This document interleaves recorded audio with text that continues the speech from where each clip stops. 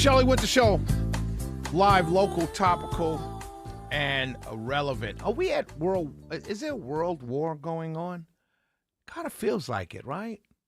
Middle Eastern countries bombing, Iran bombing Middle Eastern Gulf states. Gulf states, some fighting back. Saudi Arabia talking about possibly massing ground troops. Ukraine and Russia. A drone or a missile on an exploded missile errantly flew into Poland. NATO jets were deployed. They didn't fire at anything. They were just deployed. What's going on? Is this deeper than, I don't know. Seems to be growing. It doesn't seem to be getting smaller. It seems to be growing. I bring it up because this past weekend, Sunday, my church, once a quarter, my church, Word of Faith, Bishop Bronner, led by Bishop Bronner, that's my home church that I attend, that I'm a member of. My mom and I actually joined in April. The April before she passed in June, we joined and both confessed our love and, said, we confess our sins and we believe Jesus Christ and, the whole nine. We both did that together and joined this church. We did that in April and she passed away in June. And I'm glad that we did take that walk down the aisle when they asked for people to come down the aisle. We did it together. She and I walked down together. But my church, every quarter, they do baptism. And there were 82 people, 83, myself included, 83 people get baptized, dunked in the water this past Sunday. I was one of them. And a bunch of women, which was really good to see, and a bunch of guys, about 20 guys with me. They separated us, women on one side and men on the other side, and a bunch of brothers did it, young brothers too. I probably might have been the oldest guy there, and it was really good to see. But when I did it, people asked me, I did it because I wanted to renew my faith, refresh my faith, and I did it. That's why I did it. I wanted to be cleaner, to feel better about things that I've done in the past that God saved me from and gave me grace from, and where I'm at now. And it was kind of my way of thanking God for bringing me this far through all the ups and downs and still having me here in my dream job at my dream station, doing what I've always wanted to do. And it was really special. It really was. And thank you for all the comments that were made, posted on my page. And I say all of this to say I'm not sure of your faith tradition, whatever it may be. I'm not here to tell you you're right or wrong. I just know what I believe, right? I say that all the time. But I will tell you this. I feel different. I feel different. Saturday night, I went to a concert, and let me talk about that. But I went to a concert Saturday night. I didn't drink. I didn't drink at all at this concert. Normally, I would have been sloppy drunk because it was an old school hip hop concert, and it was fun. It was a great concert. But I didn't drink at all because I didn't want to wake up. I wanted to wake up Sunday morning because I knew what I was going to be doing Sunday morning with a clear head, and I had a good time. And but let me tell you about this concert. So that's what I did on Sunday, right? And I urge you all, no matter what your faith tradition is, renew your faith. Whatever that means to you. I don't know what it means to you, but renew it. Get down on your knees if you have to, and just renew your faith in your higher power. Your concept of your God. Renew your faith because things are getting crazy out there. It really is. A 24-year-old girl went to work at a brand new In-N-Out Burger. 23, excuse me, 23 years old.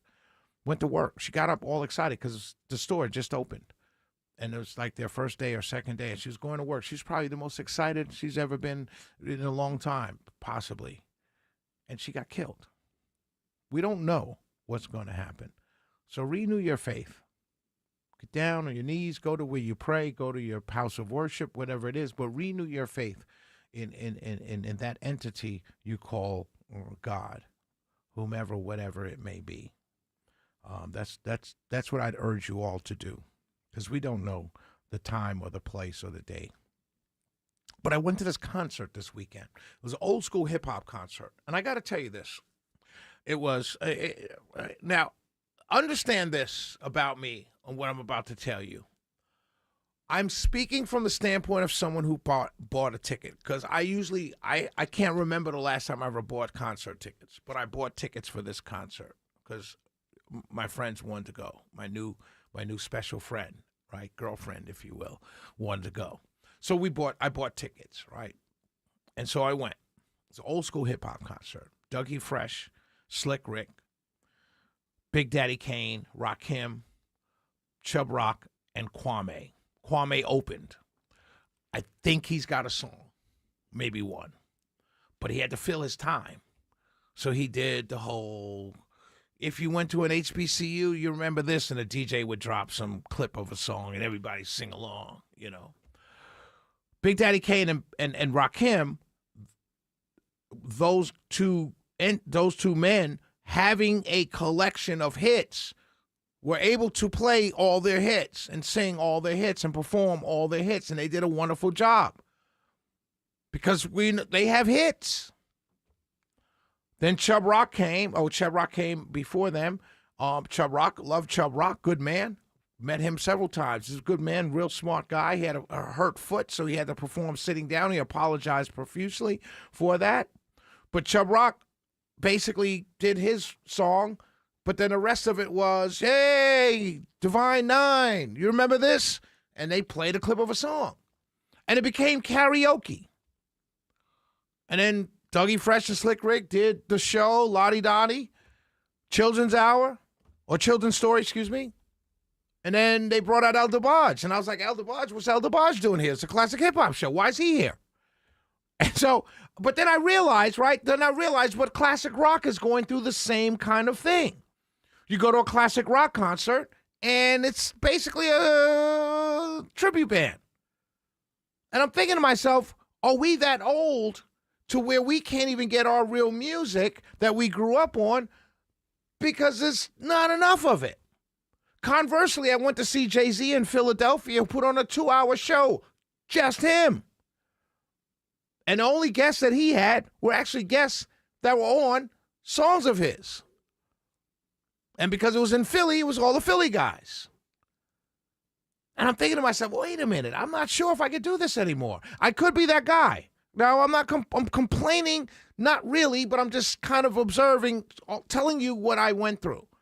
And I'm realizing something. I think I'm that guy. I'm that old guy that's like, oh, I can't do this anymore.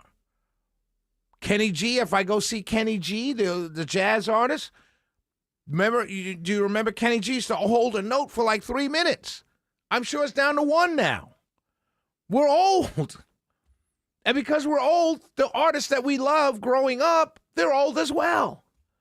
Big Daddy Kane was out of breath at certain points. I get it. He's older. I'm not complaining. I'm just telling you what's going on. Yes, it was fun. It was a lot of fun. But the DJ dropping other people's hits while I sing along, not really sure I want to pay for that. Do I want to see it at a festival where I got in for free? I don't care. It's a great time. But I bought tickets. To be honest with you, they cost $90 a piece. And of the 5 artists performing, only 2 had a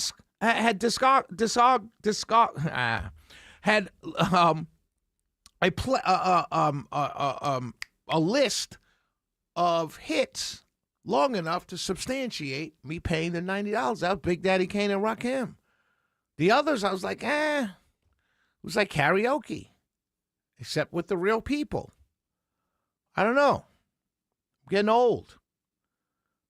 Might be another reason why I went and got rebaptized, because I'm getting closer to the end than I am at the beginning. So maybe I should start changing my ways and telling God, hey, God, I'm here. Changed my ways. Rededicated my life to you. Come on, man. Kind of forget the other stuff. It's the Shelley Winter Show. We'll be right back. 404-872-0750. 1-800-WSB-TALK.